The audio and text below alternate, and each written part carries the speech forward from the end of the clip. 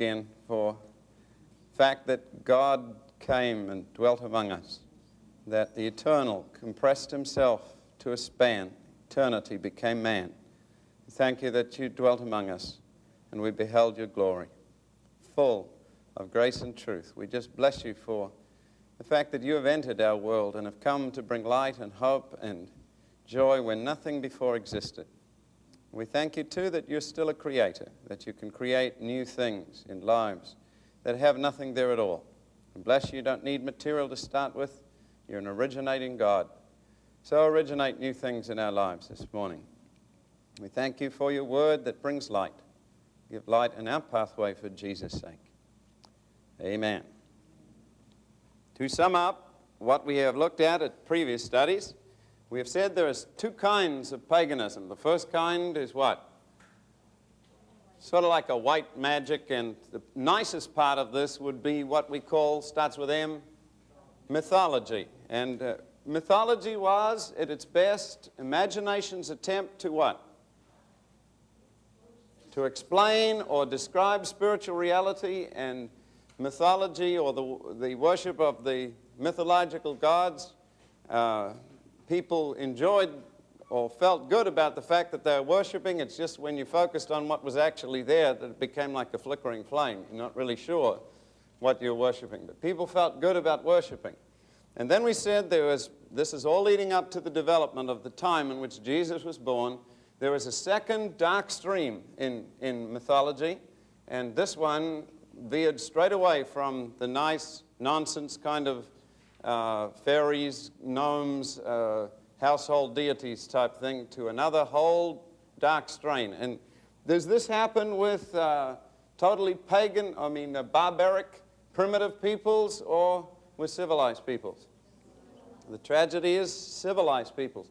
The Aztecs, who we mentioned in the last lecture, were one of the most highly developed civilizations in the Americas. Matter of fact, I understand Moody Institute of Science, the Christian film company that did these, I think they used to call them facts and faith films, did an entire research film on the early civilizations in the Americas, and even showed, I think, an instrument that was used to perform brain surgery there, which was used in a modern operation. It was that good. So they had all kinds of advanced technology, not electronics and stuff like that, obviously, but the conquest of practical problems, coming up with practical solutions for those things.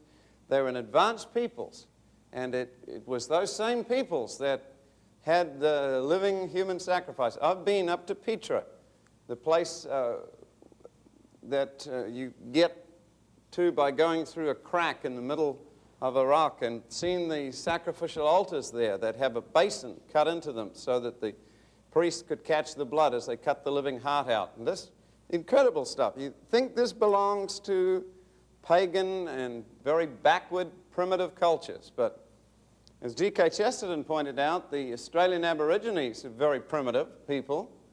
We call them Stone Age people. They don't do cannibalism. But the Maoris, my ancestors in New Zealand, which is just across the Tasman, they're much more advanced, and they occasionally did practice cannibalism, not because it was something they didn't know was wrong. It was precisely because they did. They thought, when we beat our enemies, we'll eat them and just really scare the cheese out of them. I didn't do it all the time. They weren't that hungry. And you better watch out that I don't backslide, because I'm part Maori. So, but it is civilized races that do these things, quote unquote, civilized. We said that superstition was based on two vague ideas. That the first idea was what? That we do not really understand the way the universe operates. You'll see superstition in our culture now. We don't really understand the way the universe works. And secondly, that sometimes small things can affect huge things.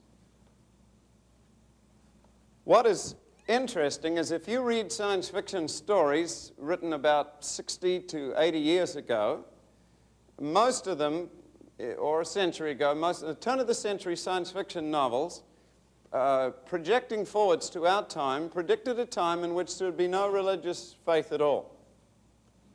In Brave New World and 1984, which is now, all of these novels had a picture of a world in which basically, if you wanted a religious experience in Brave New World, you used a drug, soma. It substituted for all that God was supposed to be. So humanists back in those times, projecting forwards to our time, came up with a technological civilization that had no supernatural in it at all. But the very opposite is true. The most advanced technological countries in the world are also the ones that lead the world in occult research. Russia has highly developed programs studying psychic phenomenon, telepathy, telekinesis, and all this stuff. Matter of fact, there's an entire branch at the CIA in this country working on it. Has been called espionage, where they're doing research and using extrasensory perception for spying. You can go inside a super secret bunker without leaving your body and all this stuff. So isn't it strange that the same cultures that would reject the idea of heaven and hell would turn to the psychic and to the occult? So you can write this down. When a culture rejects God, the biblical God, when a culture rejects God, it doesn't become really atheistic. It becomes magic. It doesn't become a non-believer in the supernatural. It just transfers its allegiance from the divine supernatural to the demonic. Now, if you want an example in our time, in this culture, when a culture rejects God, it doesn't become atheistic per se, it becomes magic. It starts believing in superstition. It starts giving credence to that which is occult or demonic. A good example in our time, some of the patently humanist anti-Christian magazines on the stand, Discover would be one. Discover is one. Another one is Science, 80, whatever. These kind of magazines. Scientific American, of course, a little bit more technical. But these magazines have a patently anti-Christian stand. Omni would be another. Published by the same Playboy or Penthouse empire. They're obviously not Christian.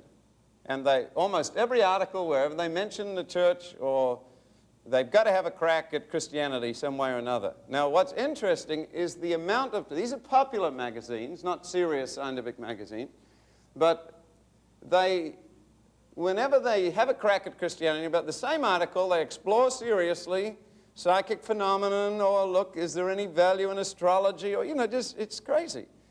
After a while, you wonder if this is the National Enquirer instead of Scientific American. So, though the true humanist of our time, the real hardcore humanist, doesn't believe in anything, he's not even sure he's there. There are a lot of humanists who are psychic humanists. They're more into the supernatural, and it is this band that are much more dangerous. It's the magic band. It is a culture like that that produces the Third Reich.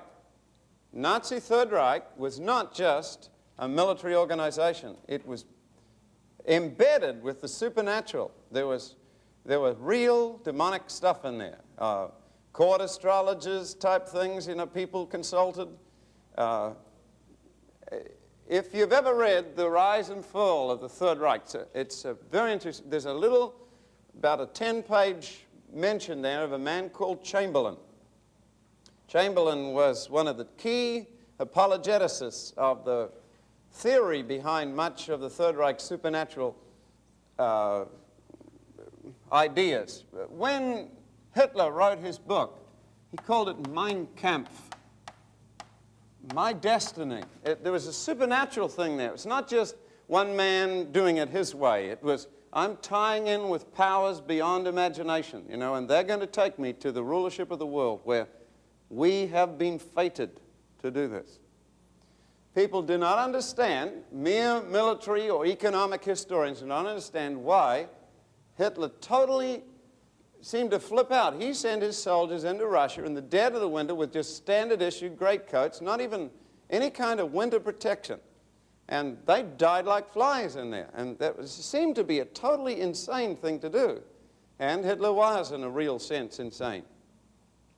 But you have to understand what's lied what lay behind that thing, and it was the doctrine of ice and fire. And what the Nazis believed in high places is that they were working with cosmic powers beyond the level of humanity as we know it, that which would make them into another kind of race, so superior that human beings would look like insects, and that they were working with these powers. The ice and fire doctrine was that as they really thought this, as they sent their troops into that icy wilderness, that the ice would melt before them because these cosmic forces on their side would open the door to conquest. That there was, and when they seriously believed that, they died. Because it was a lie, but it was a, can I say there's a real lie. It was a genuinely, there are some things that are real, but they are false. That they are real in the fact that they exist, but they're false in the sense that they are not true to biblical pictures of the universe. And you trust that thing. A voice says to you, jump off a cliff, you can fly, you can fly. It may be a real voice really speaking to you, but you will die. Okay? Now, having said all of that, I want to take you back now to this little city called Newtown that the Romans called, remember the name of it? Carthage. And from our perspective in history, we don't really know much about Carthage. We remember that a man called Hannibal came from Carthage. We also remember, if you study history, there was a thing called the Punic Wars. And those wars actually they really finished Rome off. Rome was actually finished, not as a city, but as a civilization. Rome was finished. And the one who did them in was Hannibal. And we have to, now looking back, because Carthage was totally eliminated from the face of the earth, it is hard for us to understand how much power Carthage had in those days. Tyre and Sidon, the mother cities from which Carthage, a new colony, was born, were a mercantile empire based on money and transport. They could get anywhere in the world, and they had the wealth to do it. They were a people then, center of whose lives were things. Matter of fact, they believed that dead things were stronger than life.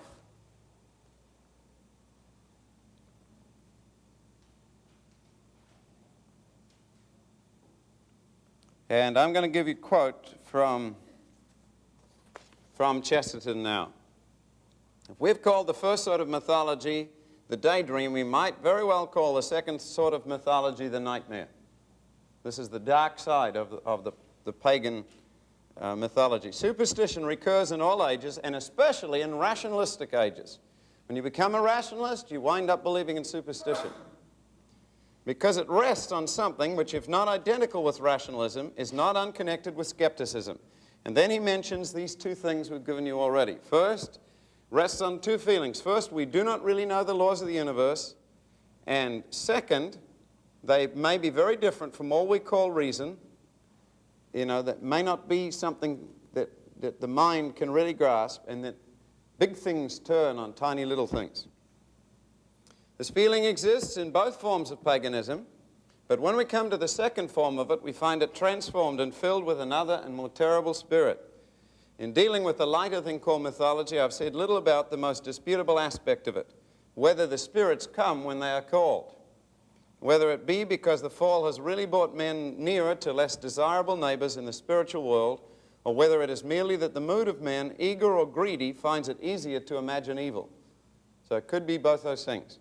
I believe that the black magic of witchcraft has been much more practical and much less poetical than the white magic of mythology. Much less poetical. No art in the thing, but very, very practical. It will get the job done if you know the right creatures. There was a sort of secret and perverse feeling that the darker powers would really do things, that they had no nonsense about them. The devil really kept his appointments, and even in one sense kept his promises, even if a man sometimes wished afterwards, like Macbeth, that he had broken them. In the accounts given of us, we gather that the cult of demons often came after the cult of deities, and even after the cult of a single and supreme deity. So the demonic thing starts with one true God, you turn away from that, then you go to multiple deities, and then to demons. Now, secular anthropology works exact opposite.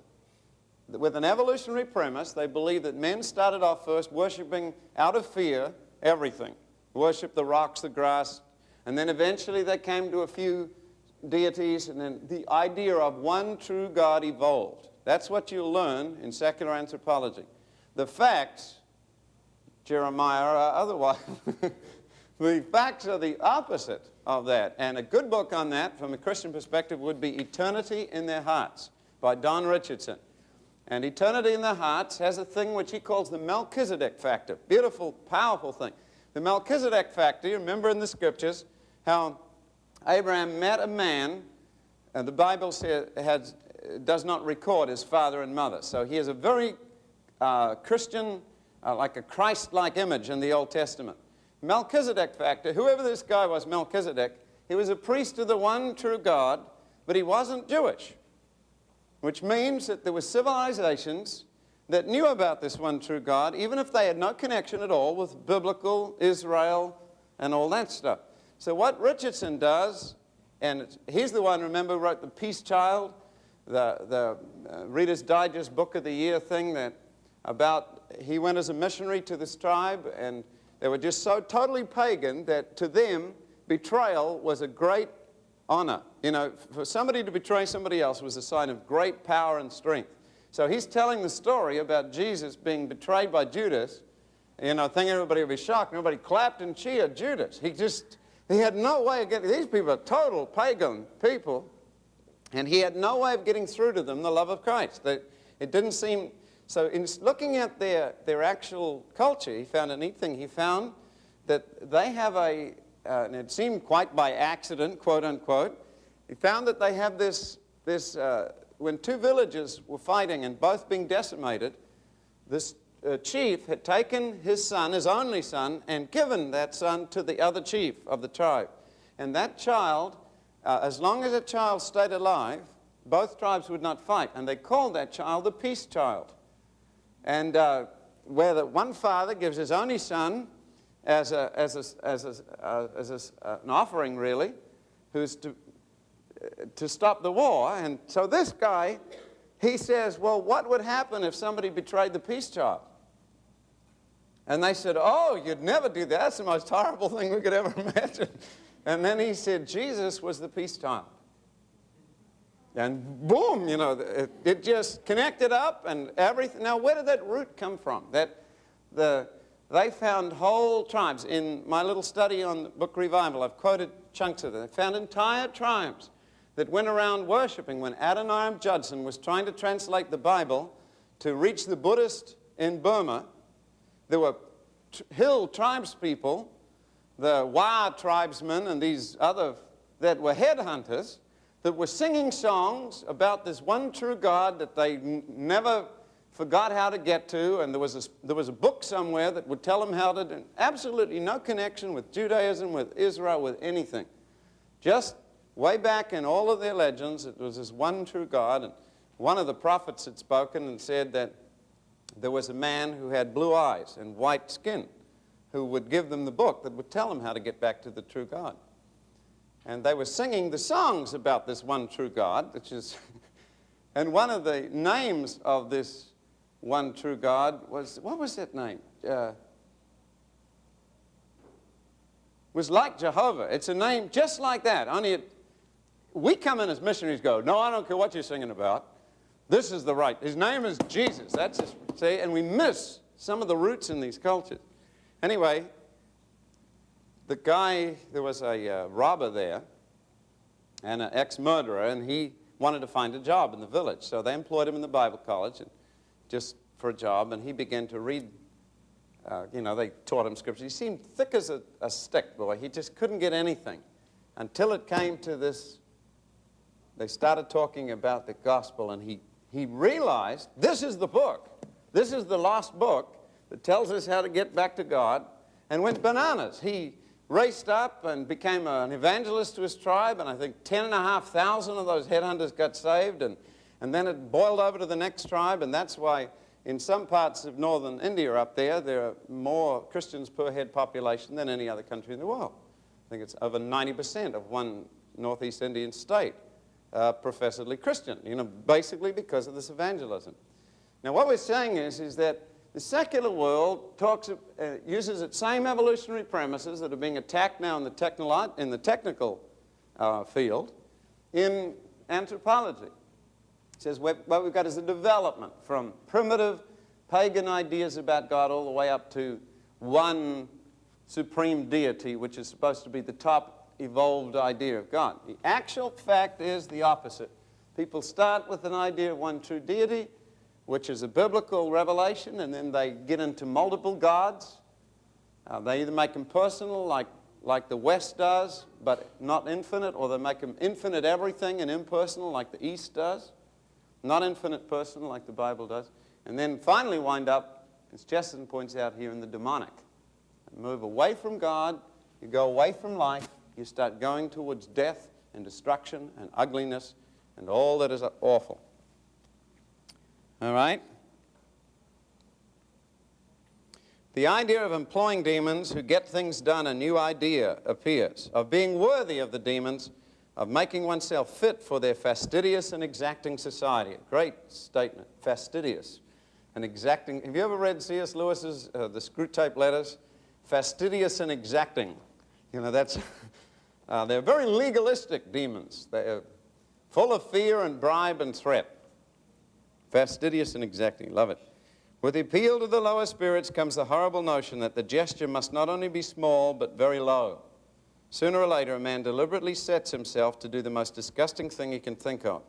It is felt that the extreme of evil will extort a sort of attention or answer from the evil powers under the surface of the world. This is the meaning of most of the cannibalism in the world. In the ancient world, demons often wandered abroad like dragons. Now, this book is written in 1920-something, okay? The ancient world, the demons often wandered abroad like dragons. They could be positively and publicly enthroned as gods. So you walked around in those early world, there were images of the demons set up all over the place, these goggling, Gargoyle-type things. Their enormous images could be set up in public temples in the center of populous cities. And all over the world, the traces can be found of this striking and solid fact, so curiously overlooked by the moderns who speak of all such evil as primitive and early in evolution, that as a matter of fact, some of the very highest civilizations of the world were the very places where the horns of Satan were exalted, not only to the stars, that's in the darkness, but in the face of the sun. Right out there in broad daylight, there was genuine demonic worship going on. Now, to us today, that seems like, to many modern, quote-unquote, civilized people, the worship of real demons, we've thrown all of that. We threw out hell, we threw out heaven, we threw out God, all of that. In the 60s, that was something we left behind. And so the worship of the demonic, that there be really beings there that could really come when they were called, is something that we just sort of, you know, the old humanists I mentioned, like the guys who edit Scientific American and Isaac Asimov, don't believe in any supernatural whatsoever, they would poo-poo that idea. And that's why they don't understand stuff like this. You see, what we're looking at now is the public enthroning again of, I'll get upside down. Doesn't matter. It's going to be turned upside down anyway. What we're looking at is the public enthroning again of the image of the demonic. And it may seem just like a marketing thing, but I really believe the image of the demonic is going, and from little kids up is where it's being aimed at. Most people who play D&D or some games like that get into it junior high school or lower, you know, because it's I mean, in terms of sophistication, these kind of games are a light jump up from snakes and chutes and or whatever, Monopoly or Risk or any other. The sophistication of these games requiring an advanced, basically an imagination to play them, just light jumps up from most games. So because of the sophistication of them, it's smart kids, kids with good imaginations that play them. And it is precisely those kind of mind that has the images in it. When we say this little thing, imagination is the link to the human spirit. Okay? Imagination is the link to the human spirit. So, I don't know if any of you who has never seen one of these. Okay, let me just explain very briefly what it is. Benefit of those who... Basically, what we have here is a game that is played in your head. They use little dice of various kinds. This is a Mickey Mouse kind. These are multi-sided dice, and they give you... computers, of course, can play this a lot better because they can do multiple options. But what they try to do is recreate a world in which one person, called a dungeon master, plays God, in effect. He sets up a world. They give you these little modules, which you can see from the outside. It's basically, the modules are usually designed by somebody, but a dungeon master, it's like a world, an entire world with mountains and rivers and caves and stuff. Sometimes it's underground, sometimes it's set in the past, sometimes in the future, sometimes in another dimension. The limit is the limit of the imagination. So what the dungeon master does is he takes individual people who are going to play and he sets them down in the middle of this world. And what you do is you create a character. Now, in normal life, you're just a nerd. You know, you've got ears like ping pong paddles, hair like an explosion in a mattress factory, pimples all over your face. You're just basically a nerd. But when you play this game, you take on another identity. From Clark Kent, you shift to Superman. So this is your basic phone booth into which you can enter another world. And in this world, you take on the character that you've created that has certain characteristics like dexterity and charisma, and they have strength and all these different things. And you roll dice for how strong you are in each one of those things. And your character you stay with until he's killed. Hopefully you get resurrection spells and stuff to keep you in, but in different worlds, these different characters play. Now, the scary thing about Dungeons and Dragons, these modules, of course, they give you maps. All you basically need to play is a piece of graph paper where you can draw out what you've discovered. The dungeon master knows what the whole world looks like, but he will just describe it to you. So you're standing, looking across a vast green plain. To your right, there are a set of woods from which you hear sounds like this. And then, you see, it's all in the imagination. And you take steps forward, you move, you might be put down here and you move forwards a little bit, and then you'll say, I send out such and such a spell and find out where I am. And so it's a very powerful game and very sophisticated. The level of sophistication in these things is higher than any other game that's been done in the last 100 years or more.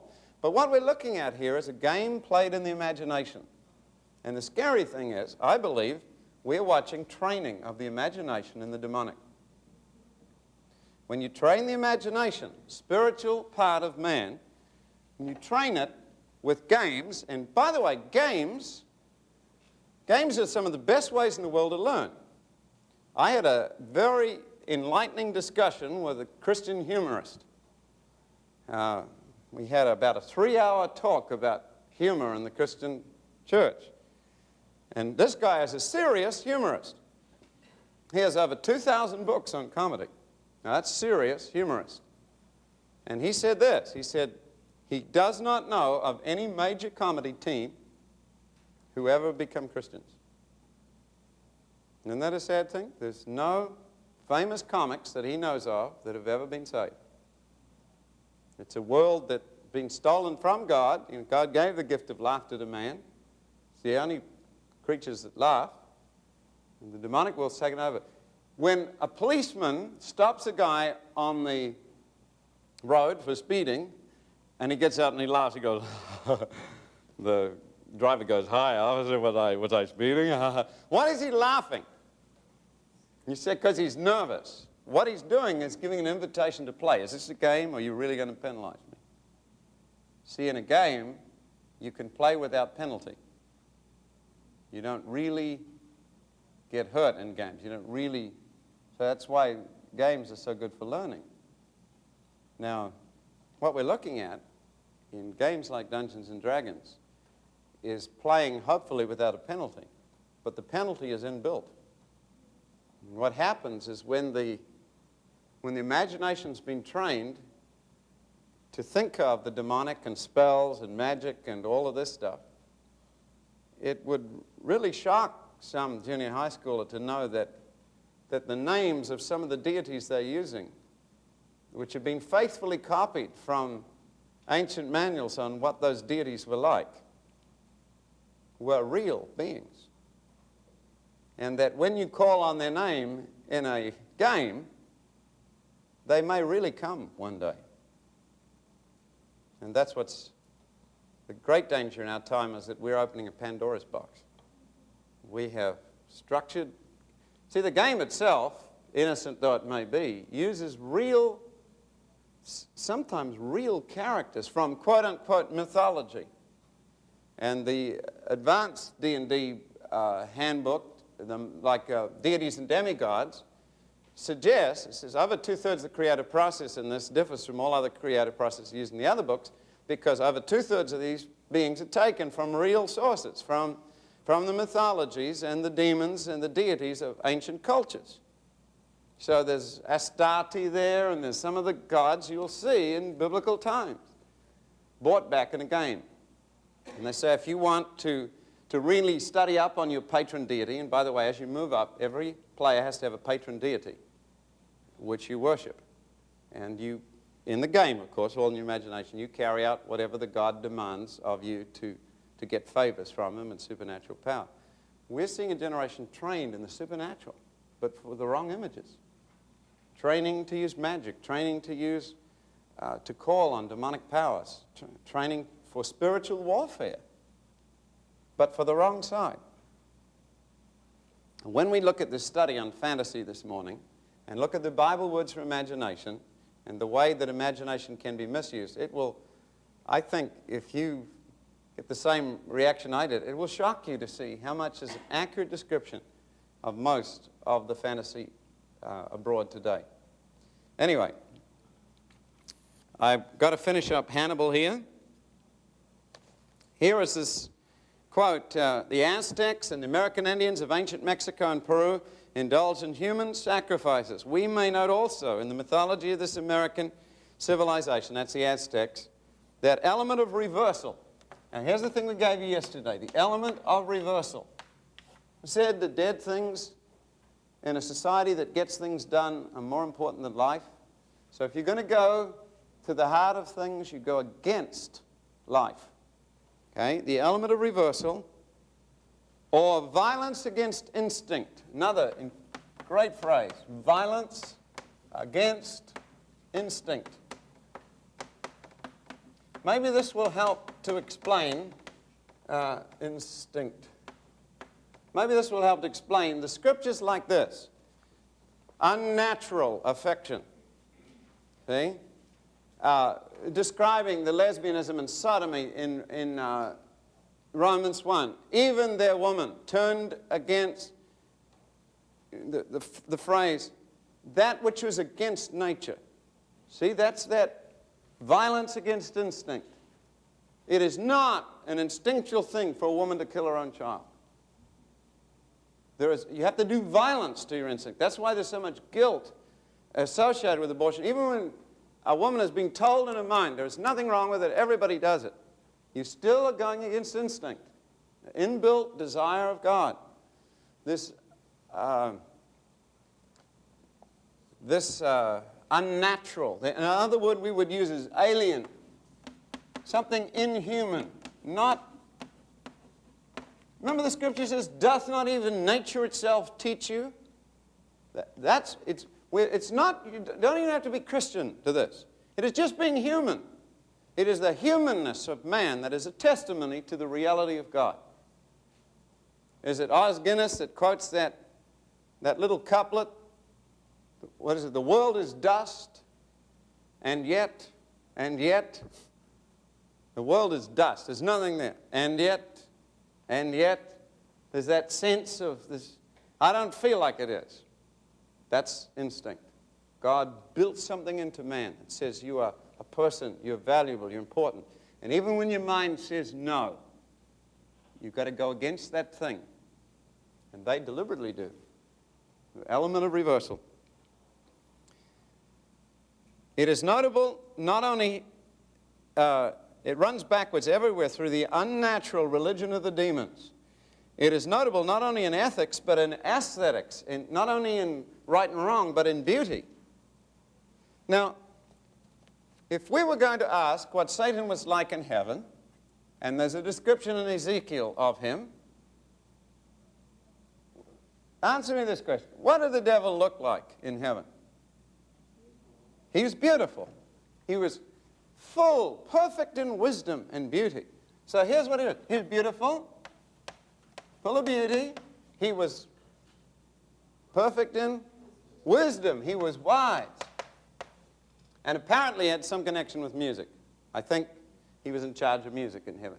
Seemed to be in charge of worship. If Gabriel's in charge of communications and Michael's in charge of power systems, then it seems like Satan was in charge of worship. So he had some connection there with the worship of God in music. Now look at what sin does. He is out to make people ugly.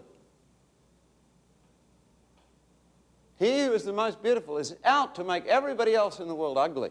When he gets hold of a person, he makes them ugly. He ruins them. He ruins their faces.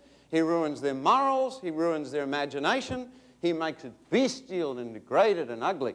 And when he's finished with a person, they are left a total shell of what they could have been. The Bible says a thief cometh not but to steal and kill and destroy. He's a waster. I call him psychic vampire. He comes on life. That's a description of the satanic. Take all of the life you can out of something and inject all the death you can. If the devil gets an orange, he pulls out all the goodness, pumps it up with color and artificial, and gives you a ball of death, back. And jumps up and down on all the vitamins. And wise. What happens when Satan gets hold of a mind?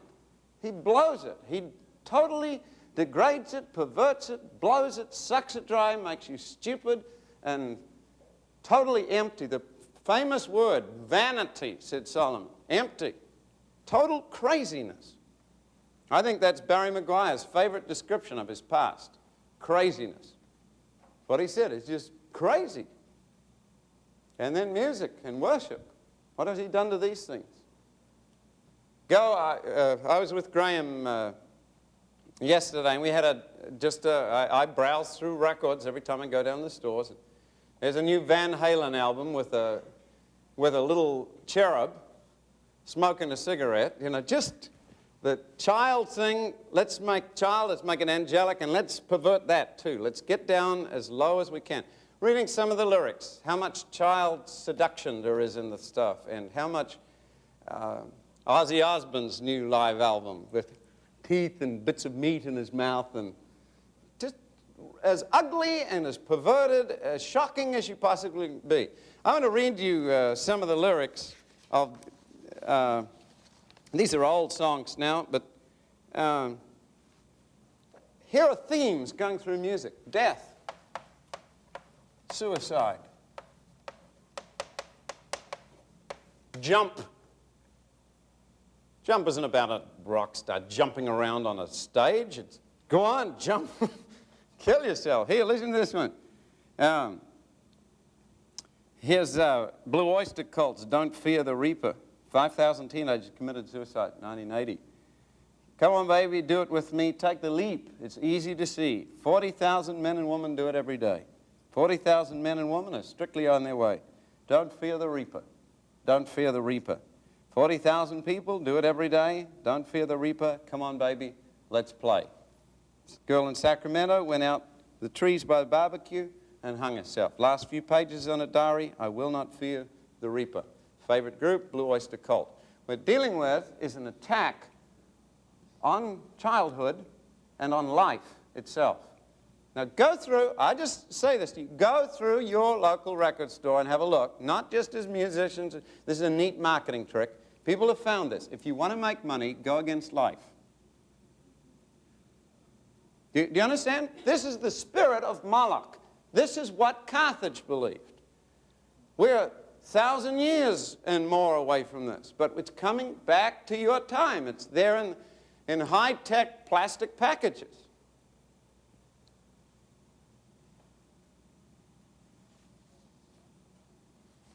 Remember old Bon Scott and AC/DC? Hey, Mom, look at me. Highway to hell. That's it.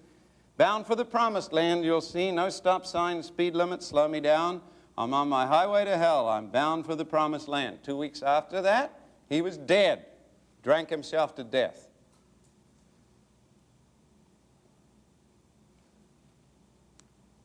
Elvis Presley and Jimi Hendrix.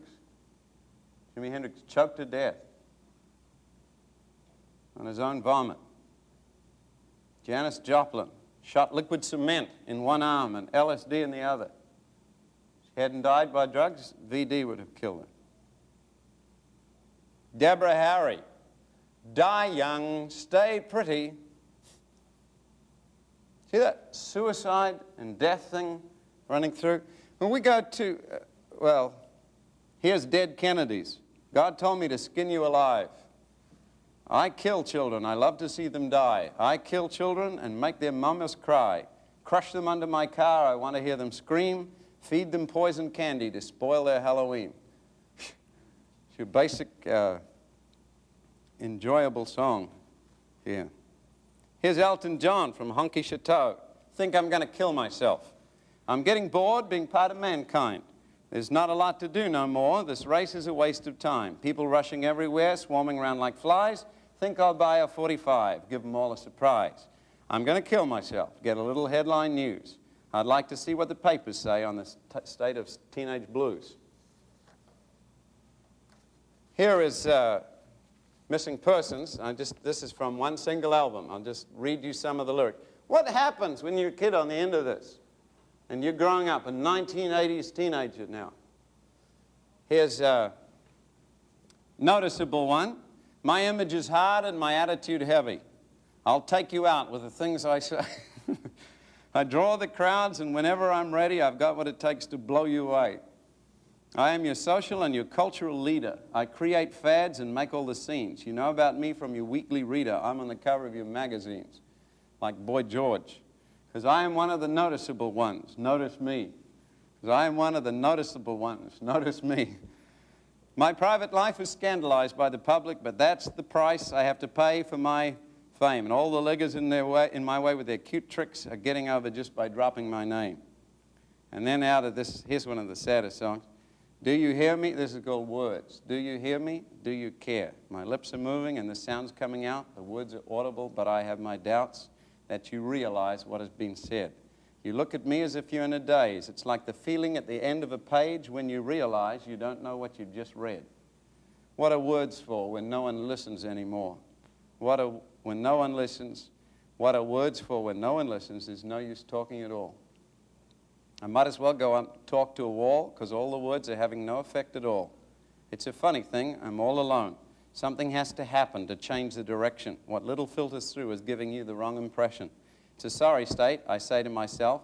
Let me get by over your dead body. Hope to see you soon.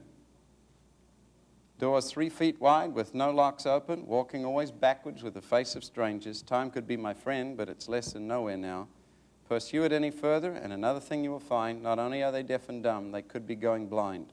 No one notices me, so I think I'll dye my hair blue.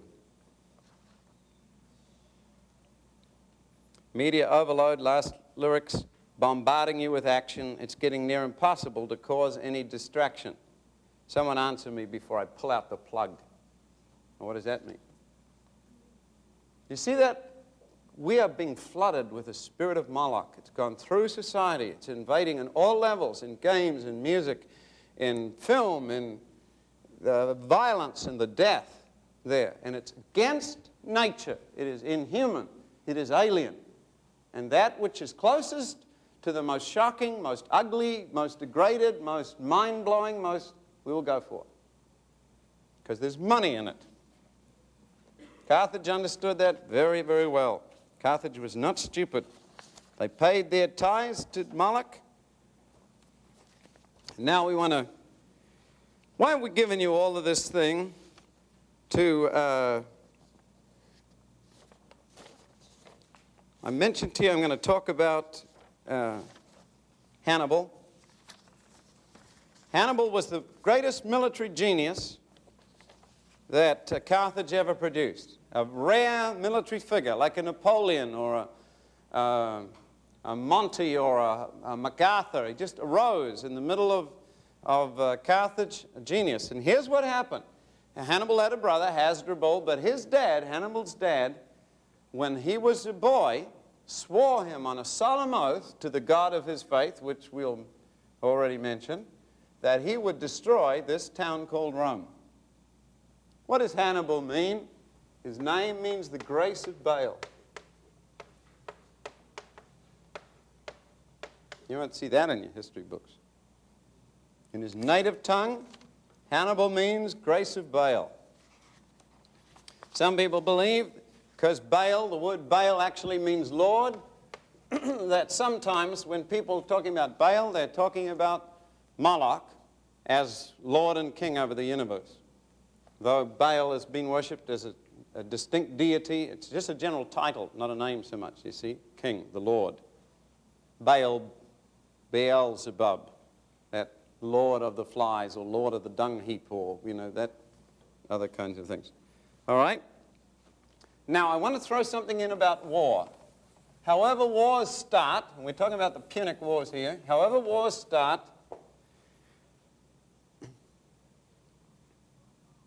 people do not fight on when a war is started for money. Mercenaries will not fight if these two things aren't there. Material ends are hardly ever material to the men who fight. In any case, no man will die for practical politics, just as no man will die for pay. Nero could not hire 100 Christians to be eaten by lions at $1 an hour. Men will not be martyred for money. Materialist history is the most madly incredible of all histories, or even of all romances. Whatever starts wars, the thing that sustains wars is something in the soul. That is something akin to religion. The thing that keeps a war going is something in the soul, something like religion. It is what men feel about life and death. A man near death is dealing directly with an absolute. It is nonsense to say he's concerned only with relative and remote complications that death in any case will end. If he is sustained by certain loyalties, there must be loyalties as simple as death. In other words, when you die, all of the junk drops away and you're face to face with the really important things in life. There are generally two ideas, which are two sides of one idea. The first is the love of something said to be threatened. These are the reasons why people keep fighting wars for whatever reason they've started. The love of something threatened. Normally, though it can be religious, we usually call it home.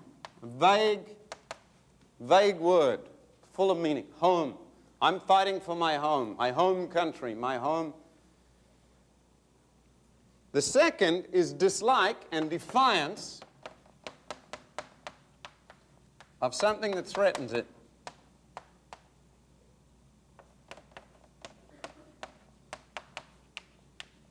That whatever thing that you don't want to lose. Men are moved in these things by something far higher and holier than policy, by hatred. That's why men fight wars.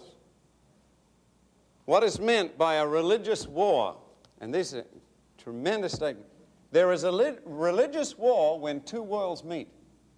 There is a religious war when two worlds meet.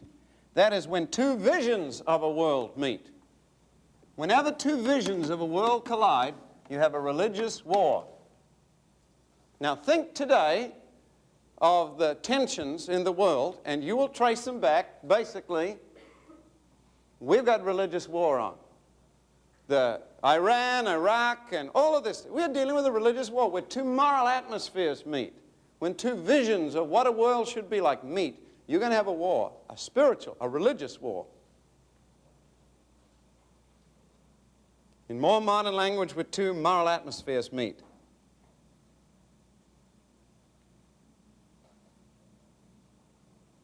Okay.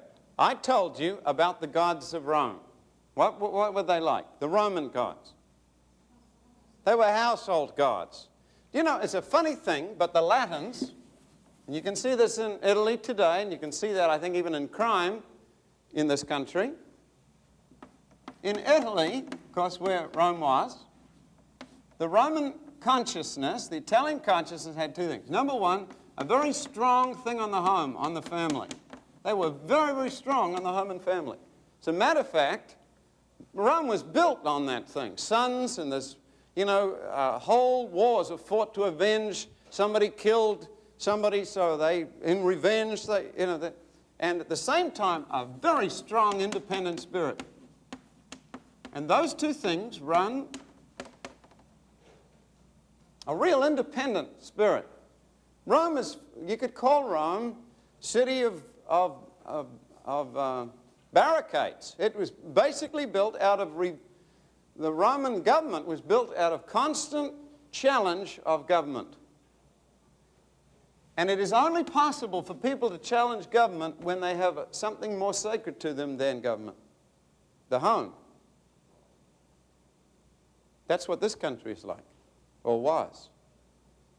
You can only say this, I don't care what you say, I'm going to go for this, if your gods of the hearth and the home are stronger than your gods of politics. And Rome, I think in the mafia we have this.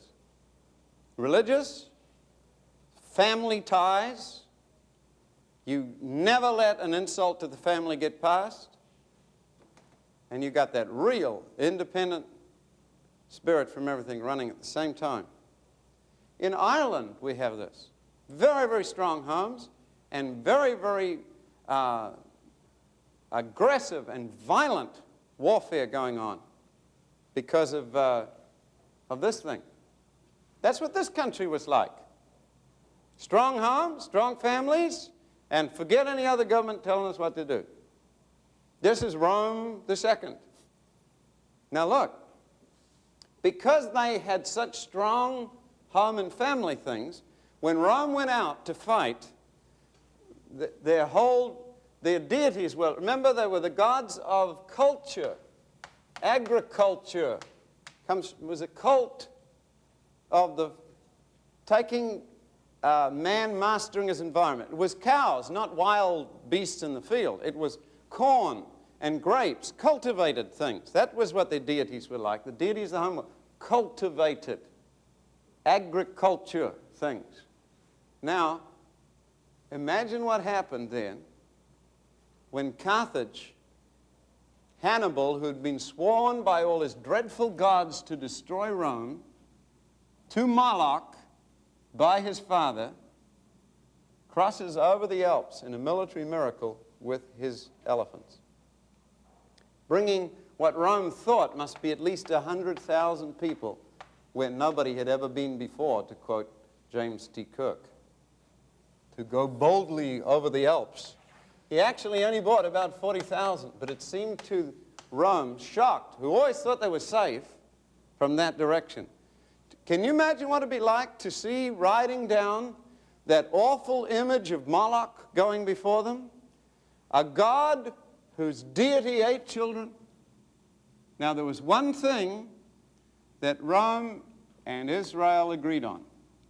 They hated everything else in common. But there's one thing they agreed on, that this child-eating deity had to be eliminated from the earth. Isn't this funny? Two cultures, Rome and Israel, growing up together, both totally opposed in almost everything. Imagine a Jew, what he would think of this household deity, even if it was homey and ate a bit of your dinner. He would chop it, you know. But here, Elijah's preaching against Moloch. And at the same time, Rome is saying they didn't know how to explain this weird religion, this Carthaginian thing. They tried to use the myth of Saturn devouring his babies, but this God really did devour its babies. It was, at least, wasn't mythological, not the devouring of babies. There's a religious war when two worlds meet. Now understand, here comes Hannibal, sworn to destroy Rome. He comes over the mountains with all of his elephants. There are the Nubians from Africa there with their desert horses. There are the Spaniards. They're all with gilt and gold. It's looked like the whole world has come to attack Rome as they come over.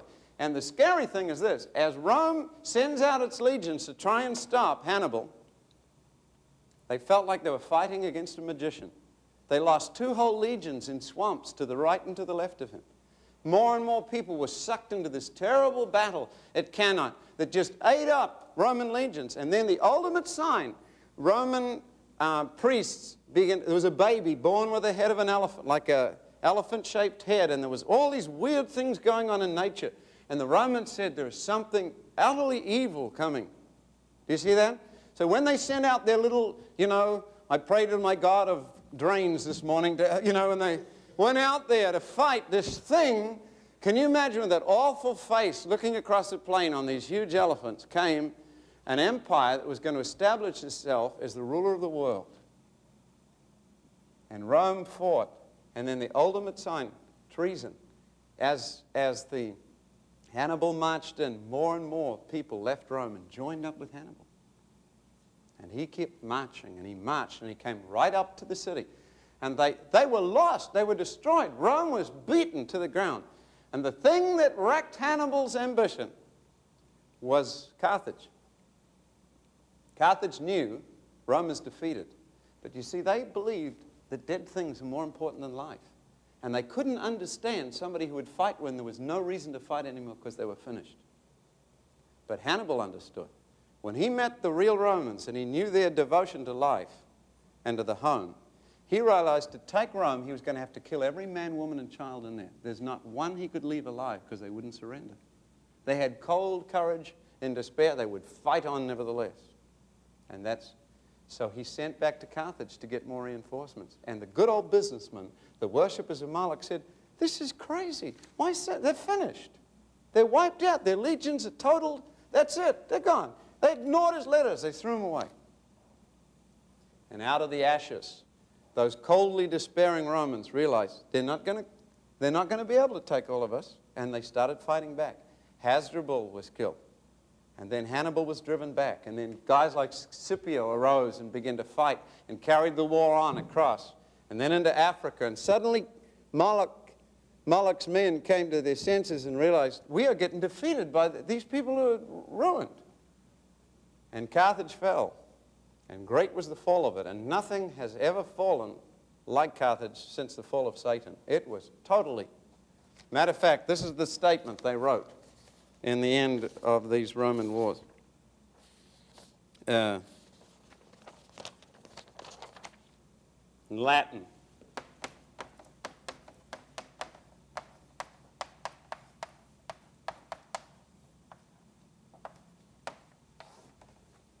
Deleta. It is erased. And we didn't know what Carthage was like now until archaeologists digging in the ruins found these hundreds of little skeletons where they'd given their babies to Moloch. Moloch had eaten its children, and that's exactly what happened in real life. And one of their greatest military geniuses left abandoned, finally poisoned himself.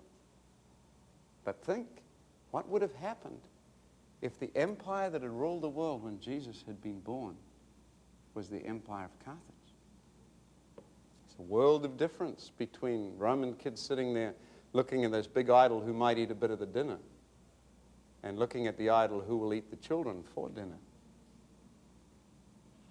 And it was into that world that Jesus was born. And that's why people seem to think it was right that Rome should rule. Despised and rejected of man, Chesterton said she rose out of the ashes to become master of the world. And into that world, Jesus was born. God sent his Son, who dwelt among us.